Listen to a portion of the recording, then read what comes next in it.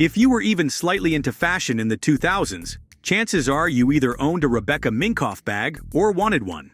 From downtown cool girls to celebrities strutting through paparazzi flashes, Minkoff's designs were the definition of edgy meets everyday.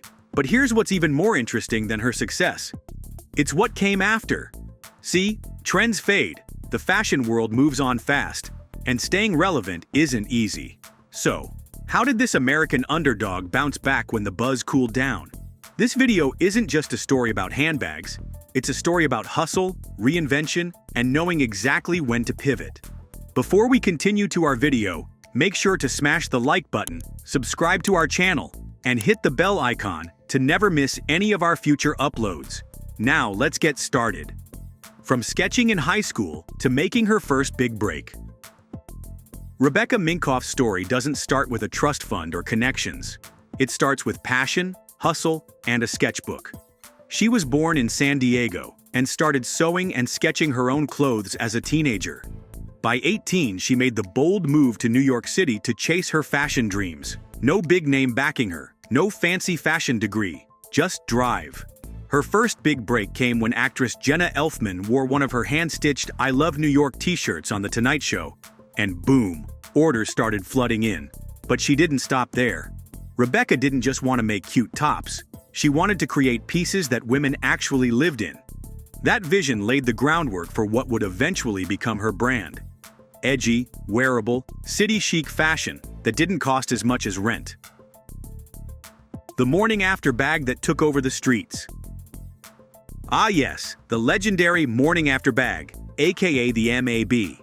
This wasn't just a handbag, it was a full-blown fashion moment. Designed in 2005, the MAB was the perfect combo of cool girl vibes and functional design. It was big enough to carry all your stuff, yes, even that extra pair of shoes, but chic enough to match your favorite leather jacket. And the name? Playfully provocative, just enough to turn heads.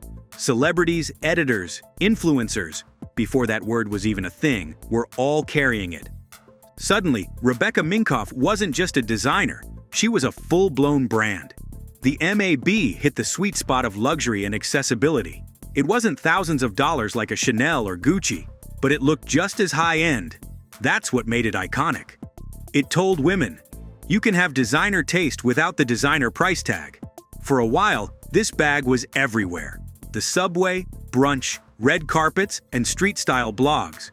But as we all know in fashion, the real challenge isn't making a hit. It's what happens when the hype slows down. Riding the wave of it bag culture like a pro. Let's set the scene.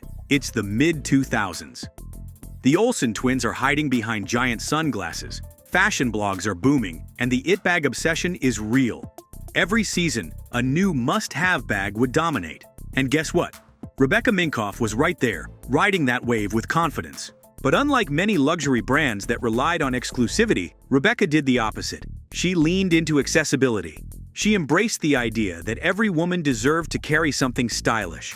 Her bags were made for real life, brunches, job interviews, nights out, and yes, even that chaotic morning after. Rebecca knew her audience and stayed in tune with what they actually wanted, something fashionable, functional, and fun. But it bag culture is a double-edged sword. Once the fashion cycle spins, it spins fast. What's hot today can feel dated tomorrow. Early social media mastery before it was cool. Before every brand was hiring influencers and running TikTok ads, Rebecca Minkoff was already all over social media, and she was killing it. Back in the MySpace, Twitter, and early Instagram days, she wasn't waiting for traditional media to catch up. She was talking directly to her customers. That's what made her stand out. She responded to DMs. She reposted fans. She made women feel like they were part of a club, not just a customer base. It wasn't just marketing, it was community building. In fact, she was one of the first designers to stream her fashion shows online, giving fans a front-row seat to what was once an elite-only event. That kind of digital forward thinking made her brand feel modern, accessible, and authentic. She didn't just sell clothes and bags, she created a lifestyle, a mood, a whole aesthetic. That early social media savvy laid the foundation for her next moves, and trust me, they weren't just about fashion. The the slump, when the hype faded and sales slowed. Every empire faces a slump, and Rebecca Minkoff's was no different. As the 2010s rolled in, fashion started to shift. Trends leaned toward minimalist Scandinavian styles, and flashy it bags became less of a thing. Shoppers got pickier, and the market became saturated. Add in the rise of fast fashion and a new wave of indie designers, and suddenly, staying relevant got really tricky. Rebecca's brand started feeling predictable to some. Sales slowed, retail partners became harder to impress, and social media, once her secret weapon, became a crowded, noisy battlefield. For many designers, this would have been the beginning of the end. But here's the thing.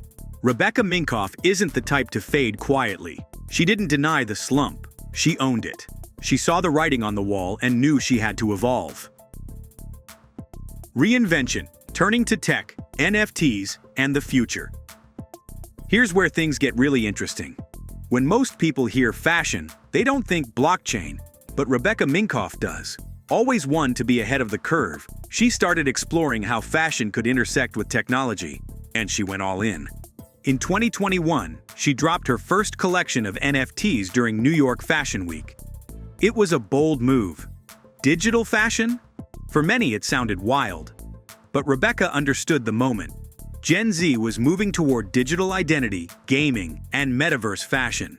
She wasn't trying to chase old trends, she was creating new ones. And she didn't stop at NFTs. She explored wearables, smart accessories, and using tech to track and personalize customer experiences. It was a risky pivot, but a powerful one. Building a brand around empowerment, not just fashion.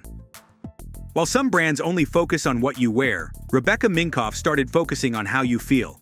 She launched the Female Founder Collective, a network that supports and promotes women-led businesses. This wasn't just a PR move, it was personal.